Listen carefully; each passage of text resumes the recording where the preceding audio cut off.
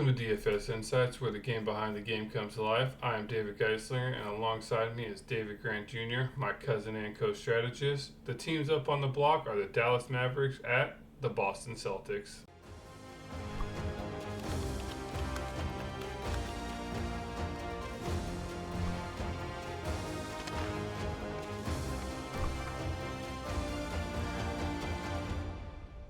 Yep. So tonight we are zeroing in on game 2 for the Dallas Mavericks at the Boston Celtics here for the NBA Finals. Dave and I are going to dive deep into our top 3 players that we like most for this specific game in the series. We're going to break down the strategy behind our picks, and we're going to share the insights that will help put your lineups over the top and into the money. Yeah, so here we go. Getting into game 2, Boston Celtics, took over, game 1. But so yeah, we usually do before we go ahead and get into game 2, let's just do a quick recap here of game 1. So looking back at it, Boston snuck away there at the end, 107-89, but they basically were ahead all game. Yes, Dallas did come back, but futile attempt to what it is. So Luka had to go out. He was tired. He looked hurt, but as soon as he did, they pulled back away. So yeah, top 3 fantasy scores for Dallas: Doncic, Washington, Irving, and then you had Jaylen Brown, Brzezinski, and Tatum. So if you did follow a previous cast, Jaylen Brown was an MVP leverage. So if you can see here, the previous game optimal. On the right hand side is from the $15 tournament, and then I had the optimal. I just placed it in, not the $15 tournament. So yes, this person took $9,600, but he only beat 31,000 people. I took $17, but I beat 120,000 people. So it's a moral victory. It's a moral victory. So there's the optimal. Brown at the MVP, as we mentioned in a previous cast. Doncic, Porzingis had a game there to put him at pro, and then Horford and PJ Washington was also a leverage play from the previous video. So getting into the ownership. So these are the ownerships from game 1, and with game 2 salaries up there. So Doncic, had quite a substantial play there at 60% at the MVP. Tatum second at 26. Brown was only 5.8% owned. So like I said, he was a good leverage play.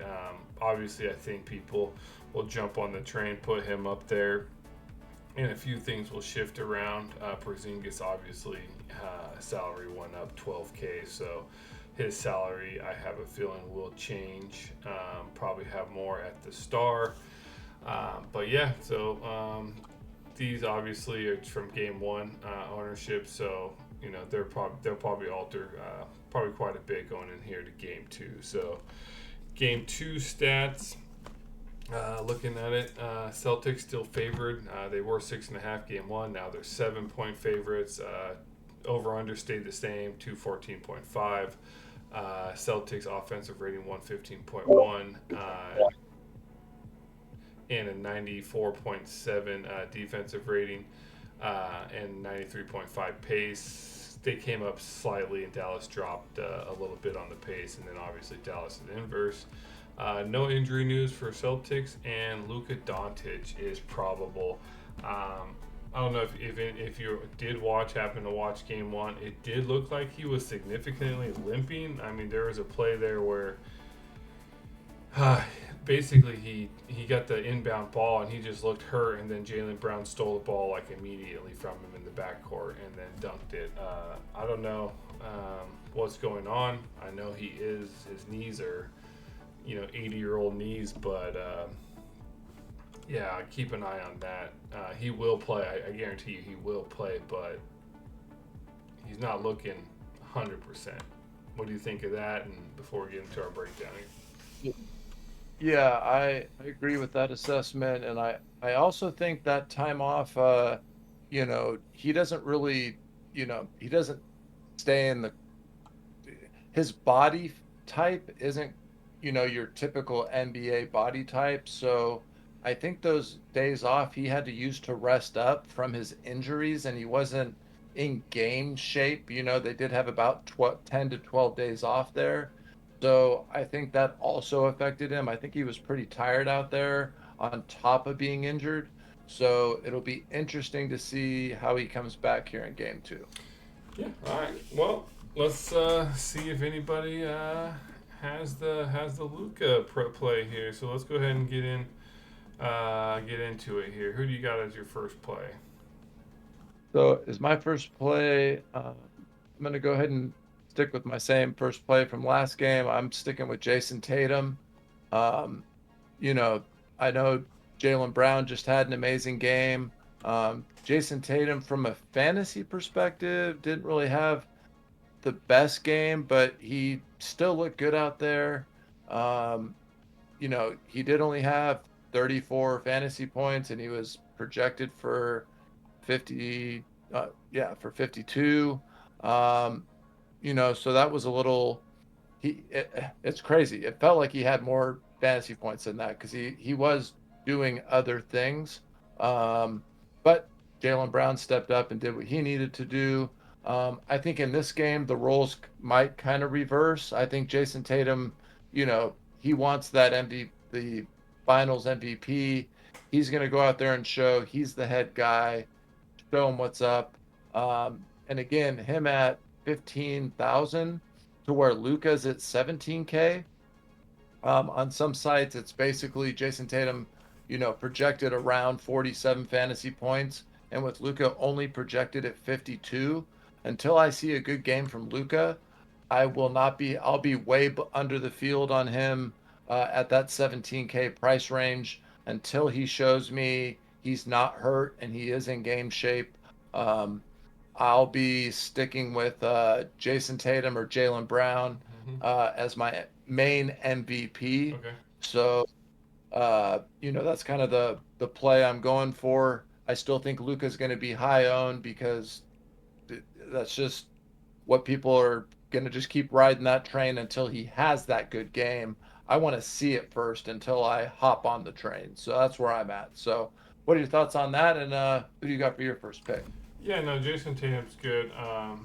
He's up there. He was at 26% ownership at the MVP and 31% or 30.6 at the Star. So the leverage is going to come from putting him, or a little bit slightly better leverage will be putting him at the MVP. But yeah, I think he's happy with just winning a ring. He seemed pretty content on it. But I mean, he does always have the upside of the double double, triple double, and also he can score the ball too. But with Jalen Brown where he's at, Porzingis now will be taking a few shots. I think he could have just your typical 40-point game, but he is a good fade from Luca for sure. Coming off 60% ownership, so. Yeah. Yeah, so no, good pick on Tatum there. I think I'm going to jump for my pick to the opposite side of the ball here and go Luca's, I guess, Robin to Batman here, Mr. Kyrie Irving. So I have MVP and Star up there. I primarily, I want to put him at Star MVP. I'll explain here in a second, but he's coming in at 13.5. He got 36.5 minutes. I think those would have been probably closer to 40 if the game was closer. His usage is second on the team, next to Luka, 27.2. He only got 21.6 fantasy points in game one, and he's projected about 36 in this one. He hasn't done great against Boston, and I think that's kind of why people might be slightly going away from him. So he was 5.2% owned at MVP, 17.6 at Star. So he only got 21 fantasy points. So I think I'll be putting him in Star because I have a feeling that might drop to the low teens, 10 to 13 at the Star, and I can see even MVP taking a hit, going down to about 3%. So if Luka does do similar to what he did in OKC and kind of take a step back for game 2 and 3 and let Kyrie and PJ Washington drive the train. I think Kyrie could be at the MVP, but I do like him a lot more at the star position, but I will be having him in both. So, what do you think about that leverage play for Mr. Kyrie Irving? Uh, for sure, I see both. Mainly more of the star. I was shocked in game one to see him. He's supposed to be the vet there, and he dribbled it off his foot like twice that we didn't see happen like all of the playoffs, which that just doesn't happen with Kyrie. I saw him hit the side of the backboard on one of his shots, and I saw an errant pass. Like I saw massive things that just are not Kyrie. So I do expect a massive bounce back game from him. I really don't think he could possibly do any worse than he did in that game one. So I think he's going to come out there and pick up the slack. And like you said, this is a great time to play him to get the leverage on the ownership after a bad game. I love superstars after a bad game. Hop on that because the ownership drops so much game to game, especially in the finals. So yeah, great leverage play. I'll be doing the same thing. I'll have exposure in the MVP, the star, and even the pro for sure. Yeah. So yeah, I like it. Nice. All right, so moving on in here to my second pick, I'm gonna go with I love that picture. Derek White here from Boston Celtics. I do like him at the star. He is 11.5K. He did drop 1,000. He was at 12.5 for the first game, so I'm kind of glad he had an okay game. He had 25.9 fantasy points, but he's getting 35.2 minutes. His usage is okay, 18.4. He is projected about 32.5 this game. So I do like him at that star position because, if he gets going, like he is a three machine, and he is, I think, leading the NBA at the guard position for blocks. So he gets points on both sides of the ball. So if he gets going, if you look back at some of his previous games here, even against Indiana, he had 42-7, 42-8, 41-5, 50.8. So those are all perfect star numbers there. So can he have it in this game? Yes, I would definitely think he can. And with the ownership only being at 8.5% star, and I have a feeling that even will drop lower with the salary dropping and him having only a 25-point game, people will game log troll that and think, hey, this guy isn't star, especially Porzingis had a great game. You have Tatum, you have Irving, you have Doncic, so all those people can take star. So I'll be going pretty heavy, definitely over the 8.5% star ownership for Derek White. So what do you think about that before we get to your second? Yeah, so I find that it's a little the star position a little adventurous for me. Again, Derek White is one of those players that can go off on any given night. So, I mean, it's definitely a contrarian play. So, I don't have an issue with it. And again, if we're saying that the field is going to be around 8%, it, even 10% or less, and you being a little overexposed, depending on how many lineups you're doing, I don't see an issue with that because again, on any given night, if Jaylen Brown's having an off night, uh, Jason Tatum's having an off night, he can definitely pick up the slack and be that next dude to get the points.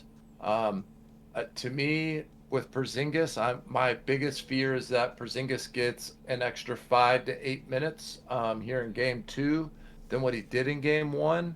And if he does, it might eat into some of his usage and some of the things that he does. So that's just my biggest fear. But otherwise, definitely a great leverage play for sure. Yeah, I mean, hey, Brown was a scary play at MVP, right? Yeah. Totally paid off. Yeah. So who do you got as your second? So we can keep it moving. Yeah, keep it rocking. My second play is going to be also or is going to be on the Dallas side. So I got Mr. PJ Washington here at 10K. Um, you know, I'm really basing this off of what my eyeballs told me. I saw him have a couple play. He started off pretty slow, and then in the second half he came out, and when he started making some plays, I just saw how much he cared and how much he didn't care what the score was. Like he was there to just ball out, and that's what I want to see out of someone. And again, he's averaging uh his minutes, 38 minutes a game here in the last 5 games. So the minutes are going to be there, the opportunities are going to be there, and he's someone who, again, those minutes, we've seen him hit as high as 55 fantasy points here throughout the playoffs. He could get hot at 10K. We're hoping for that 30 to 37, 40 fantasy point mark. So putting him at the pro um, would be the best way to get your ownership down. But I'll have him at the utility, the pro. I think the star is a little more advantageous. I won't really be doing that.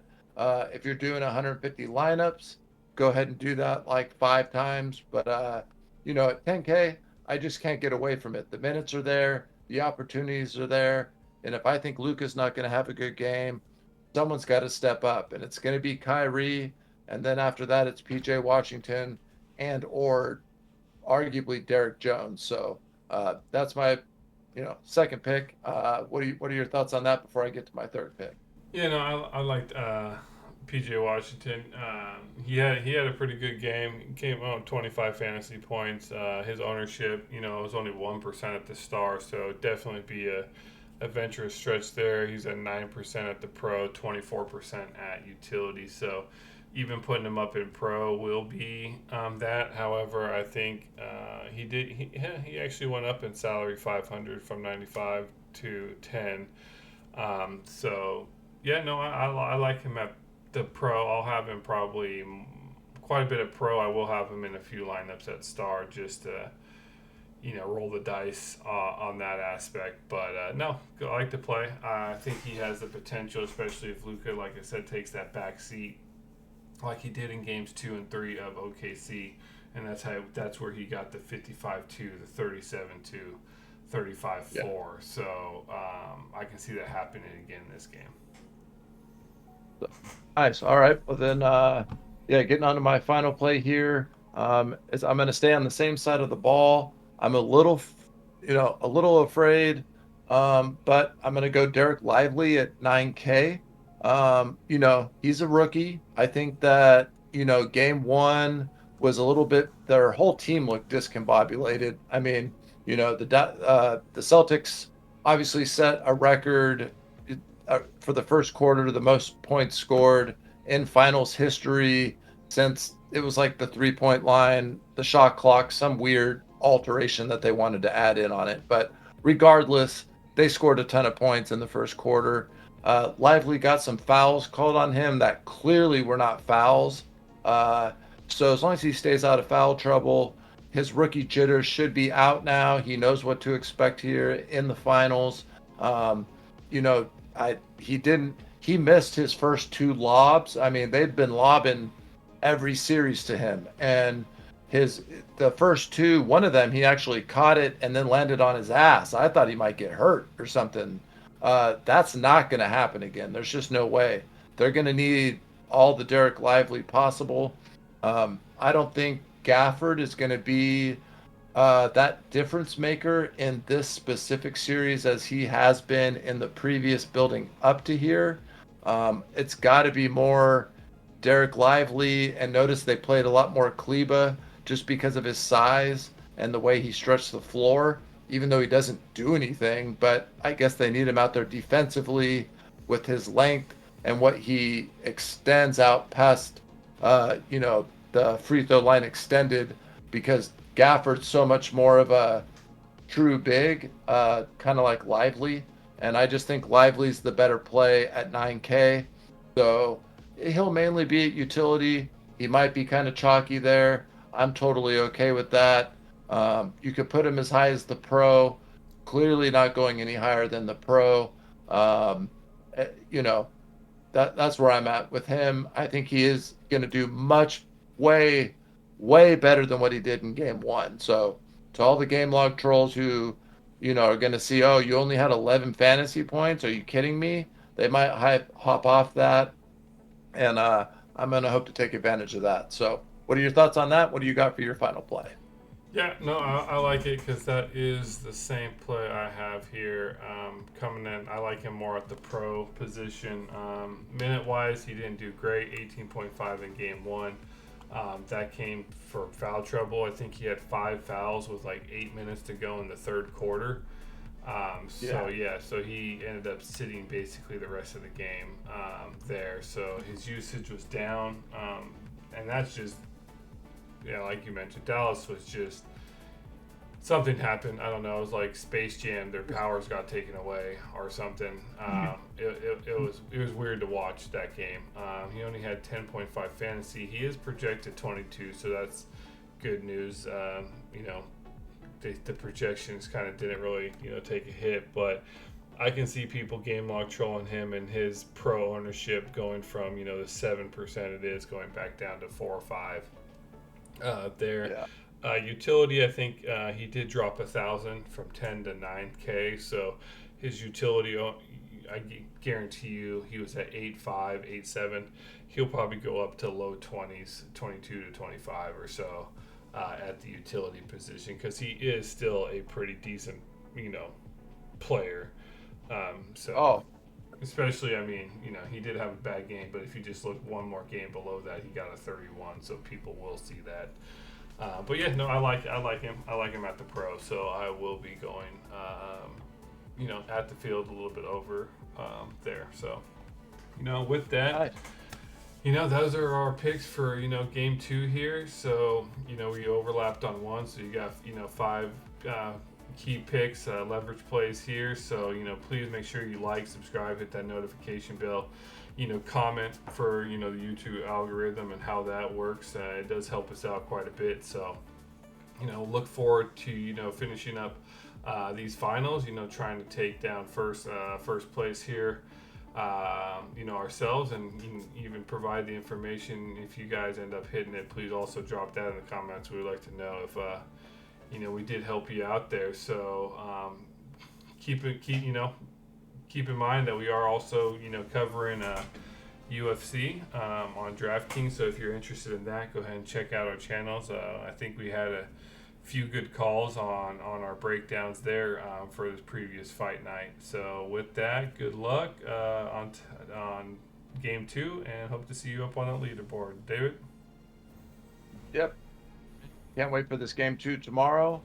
Super excited to see what Dallas does. I do expect a completely different game than what we saw. So I hope this game should be more competitive. If it isn't, man, Dallas is going to be in real trouble for sure. So good luck to everyone out there. Please like, subscribe.